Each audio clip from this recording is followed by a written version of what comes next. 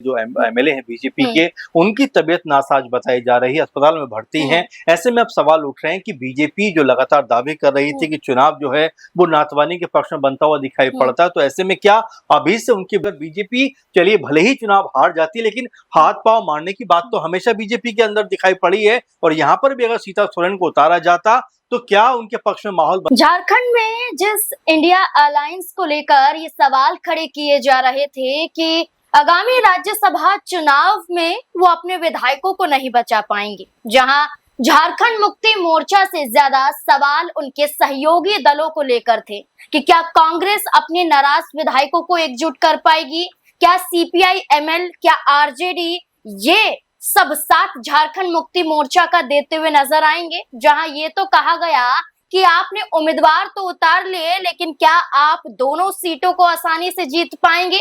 जो भी सवाल थे वो झारखंड मुक्ति मोर्चा गठबंधन को लेकर थे, लेकिन अब यही सवाल भारतीय जनता पार्टी से पूछे जा रहे हैं।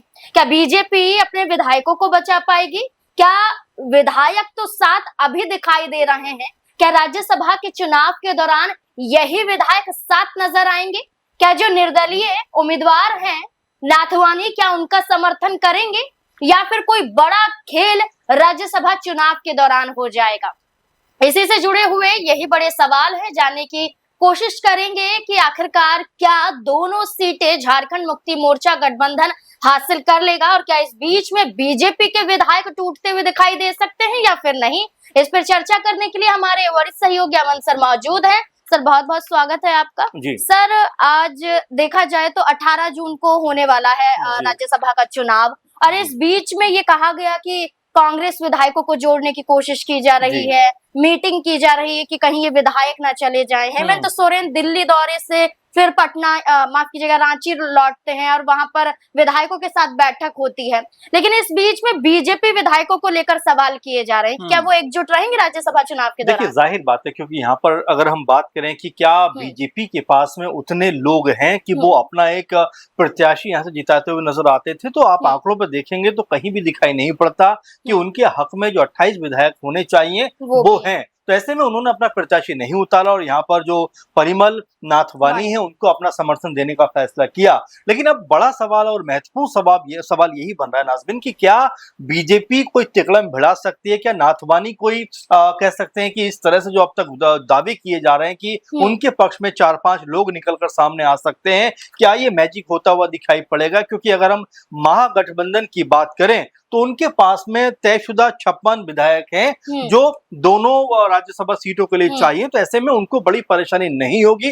लेकिन अब इसमें भी एक खेल दिखाई पड़ता है, क्योंकि आप देखेंगे कि जयराम महतो जो हैं वो परिमल नाथवानी के पक्ष में जाते हुए दिखाई पड़ते हैं, जो जेएलकेएम के एकमात्र विधायक भी हैं, तो आंकड़ा 25 का बन जाता है। फिर ये कहा जाता है कि 3 और चाहिए, तो क्या वो भी कोई क्रॉस वोटिंग यहाँ पर होती हुई दिखाई पड़ेगी? तो ये भी सुनने को मिलता है जब देखते हैं, क्योंकि नाथवानी 2 बार इससे पहले राज्यसभा के सदस्य रह चुके हैं, और यही वजह है कि बार बार इस बात को कहा जा रहा है कि निर्दलीय अब तक जिस तरह से उन्होंने चुनाव जीते हैं, इस चुनाव को भी अपने हक में वो कर लेंगे। और ये तमाम जो अटकलें हैं, तमाम जो कह सकते हैं इसको लेकर जो दावे किए जा रहे हैं, ये क्या उस हद तक सफल हो पाएंगे? क्योंकि महज 3 विधायक चाहिए। अगर जयराम महतो का समर्थन उनको मिलता है तो क्या 3 विधायक जो है वो उनकी तरफ जाते हुए दिखाई पड़ेंगे? इसको लेकर अपने अपने दावे हैं।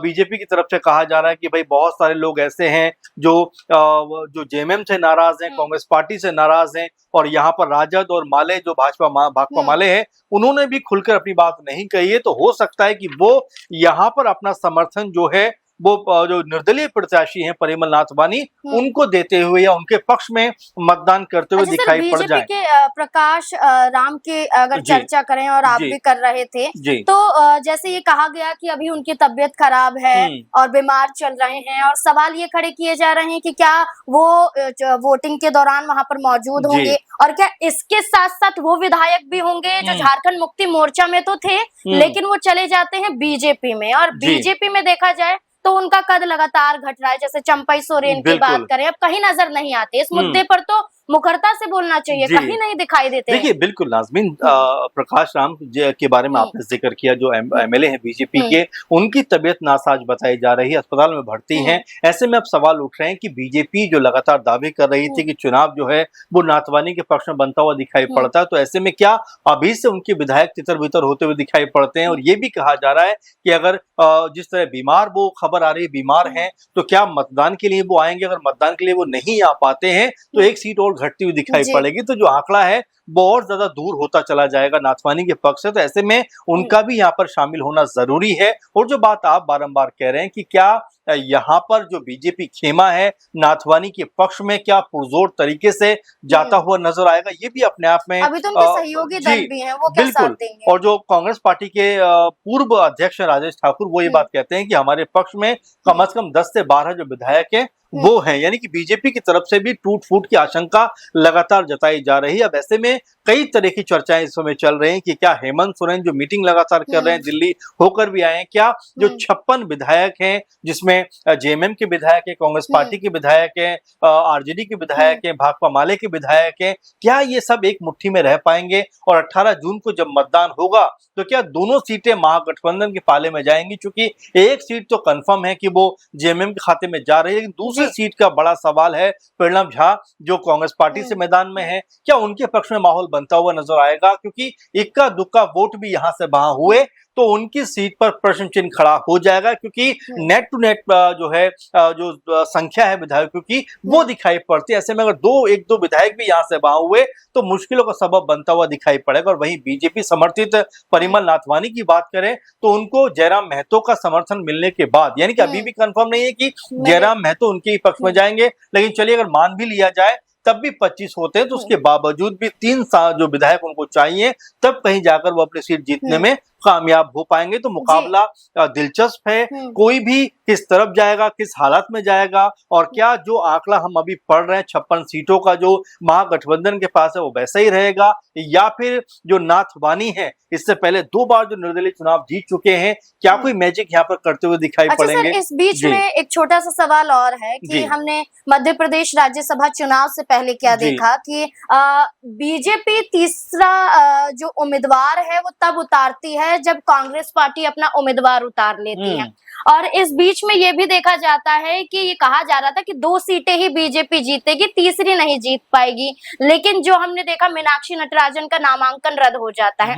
यहाँ कोई निर्दलीय को समर्थन नहीं दिया जाता है, ना ही कोई निर्दलीय यहाँ पर होता है, लेकिन झारखंड में निर्दलीय उम्मीदवार उतरते हैं, बीजेपी कोई उम्मीदवार नहीं उतारती है। और सीता सोरेन की बात करें, उनकी बेटी चुनाव लड़ने की बात कर रही थी।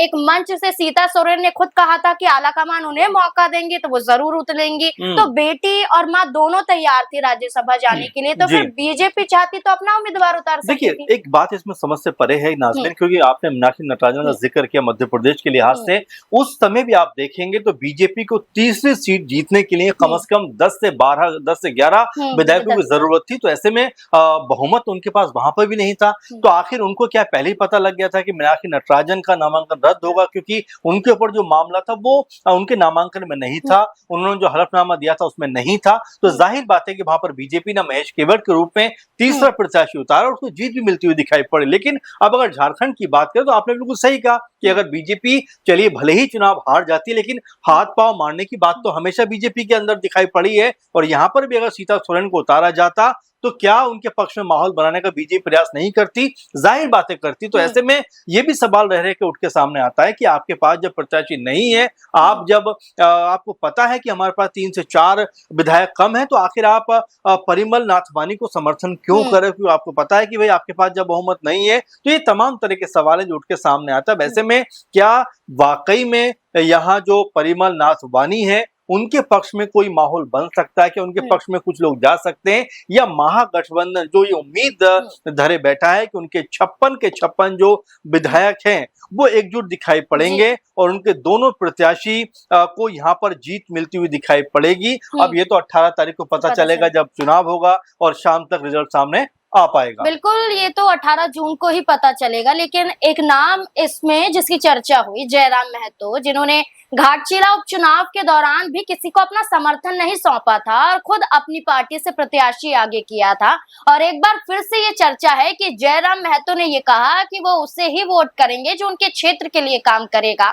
अब ऐसे में परिमल नाथवानी की चर्चा हो रही है कि जयराम महतो ने समर्थन दे सकते हैं, लेकिन औपचारिक रूप से खुद जयराम महतो ने ऐलान नहीं किया है। और इस बीच में बीजेपी विधायक की तबीयत बिगड़ जाना प्रकाश राम की, ये भी एक बड़ा सवाल बन जाता है। क्या होगा राज्यसभा चुनाव के दौरान? क्या बीजेपी ही तो नहीं टूट जाएगी? क्या लगता है आपको? इस पूरे मुद्दे को लेकर अपनी राय हमारे साथ जरूर साझा करें। धन्यवाद।